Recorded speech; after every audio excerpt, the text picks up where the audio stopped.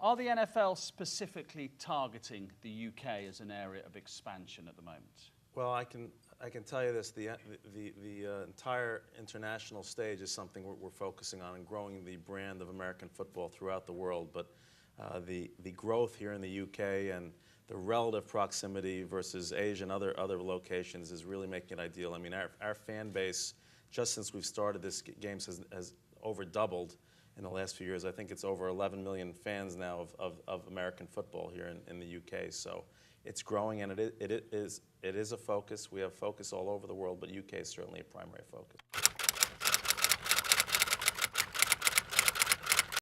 Is it quite a hard, fine line to walk between wanting to get as big globally as you can, but not forget that you're a local club? I think they're different objectives. You know, on a day-to-day basis, you know, we eat, sleep, and breathe Merseyside and Liverpool, and we invest heavily into that. And you know, if you're a Liverpool fan on Merseyside, then you get access to something from Liverpool 24/7, whether it's in the community or in the media. You know, going to the game, going to one of our community, going to a soccer camp. There's just so much of it, and that will always be the case because, as I say, that's the heartbeat of the club. But probably the bigger challenge for us is to make sure that we give as much respect to the hundreds of millions of fans around the world, and the biggest investment we've made, I'd say, in the, you know, other than in the team, if you like, is to be able to reach and aim in the long term to give as much of those touch points to people. If you're a fan in Kuala Lumpur or Jakarta or Melbourne or wherever, to be able to give you as much as we can. I mean, obviously we can't take the team there every week, but you want to give that fan as rich an experience as you can, and so, you know, we're committed on both fronts to that.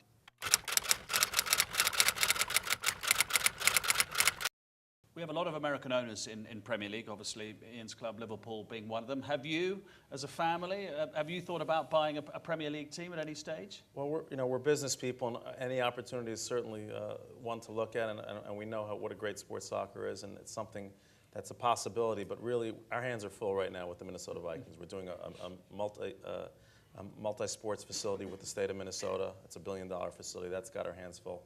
We do have a right within that deal to bring a Major League Soccer franchise to Minnesota, which is a market, it's a good market for it, and hopefully that might happen one day, and something we're looking hard at. So you're looking very seriously. You'd like to get an MLS team into your new stadium? It's certainly a possibility. It's something we're investigating strongly, but we have a window of a period once the stadium opens to be able to, an exclusive period to bring a team to Minnesota. Do you understand the business opportunities that your compatriots see by buying a British Premier League team? Absolutely. I think they understand the power of the international market, and we were talking earlier about how dynamic that is, and you know, if you love sport and you're passionate about it, and it's also a good business. I mean, the Premier League is a top brand like the NFL, so it's a good investment.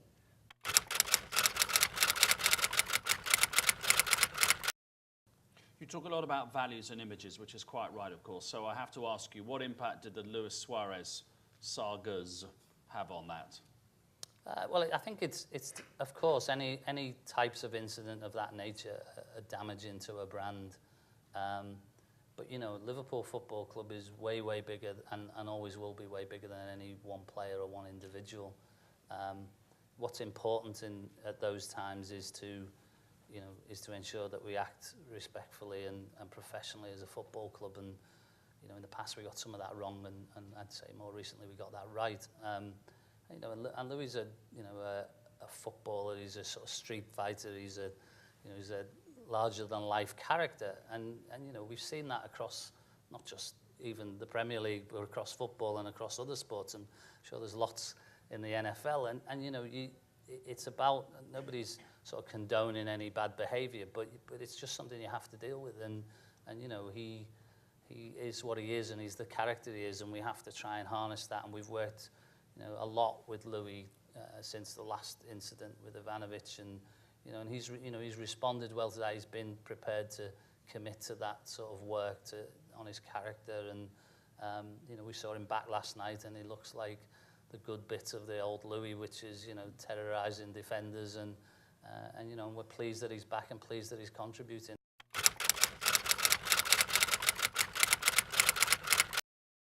I think idea sharing and being involved in the community is very important. I mean, I know with our own team, the way the NFL is structured is our games are on Sunday, every Sunday, and our Tuesdays are days off for the players.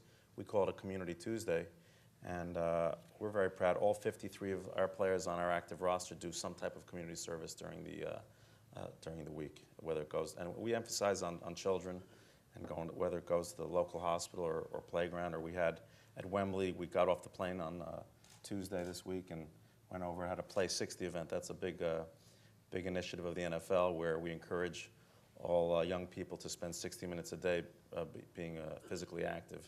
So we had a fun time there. And is that actually in their contracts, Mark? Is it actually in their contracts that that's what you do on a Tuesday? No, it's just strongly encouraged by each team, and we at the Minnesota Vikings. I mean, listen, you go around the world for every team, and particularly the Vikings, you say Minnesota, most people immediately recognize Vikings as integrally part of the community. So we know it's important, how important it is to our fans, and how important the club is to their lifestyle. So we want to kind of integrate all of that. It is a collective situation. The NFL does it nationally, and that's really one of the strengths and one of the underpinnings of the NFL.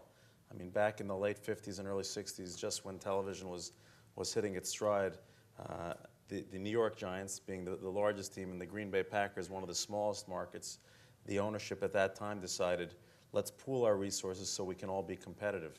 And I think it's a very different model than other sports like the Premier League or even Major League Baseball or others.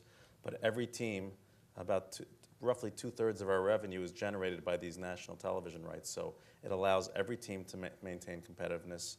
And for our fan base, every team has a chance to win the championship, all 32 teams every year. And we like to joke, I know there's some NFL people here, but we have 16-game schedule, and that the NFL's goal secretly is every team should be 8-8. Yeah. Ultimate parity is the goal, and I think that's the best for the fans and the best for the sport. Obviously, we all strive to outdo that and to win, but that's what makes it exciting, and that allows for the tremendous strength of the league. So the bargaining is done collectively, yes. And everyone gets the same slice of money then from the exactly. TV. Doesn't matter how big or small you are. Doesn't matter. 1/32 to every club. Has there ever been talk over the years, particularly from the New York Giants, we want to go it alone? We know we could sell it. We could sell our rights for much more. Who knows what people are thinking inside, but when it comes to the public realm, everyone knows what's for the greater good and what's the best. The balance has to be, in order to compete with the big other European leagues, the top clubs in those leagues, in the Champions League, you have to make sure that at least some of the teams within this league have at least a similar advantage financially to go. And my point was that should you share, I never ever said that we should sell our rights individually, which was a misquote. But what I did say... So that's where you were misquoted. Yeah, people no, thought you... The quote I made there is absolutely what I said. The point I was trying to make was that, there should... And if you read the full interview, I actually said, there should be a discussion. I wasn't suggesting what I say is necessarily correct, but my view was, as long as, certain teams in certain European leagues have a much greater advantage financially from media rights than certain teams, let's say, in the Premier League, then what I believe will happen, and I actually believe we're starting to see already, is you'll see a moving away in European football of the competitiveness or the ability to compete for the big Premier League teams. I think it's important in this context, this conversation, you're focusing on revenue, but in the NFL world, the expense side. Every team has a salary cap, and that's an equal part of the strength of the revenue sharing is the expense cap. That's really the ultimate way you can maintain the competitiveness, and that's been worked very effectively in the league. Thank you very much indeed to Ian and to Mark Wilf, and best of luck this weekend. Thank you. Thank you. Thank you. Thank you very much. Thank you.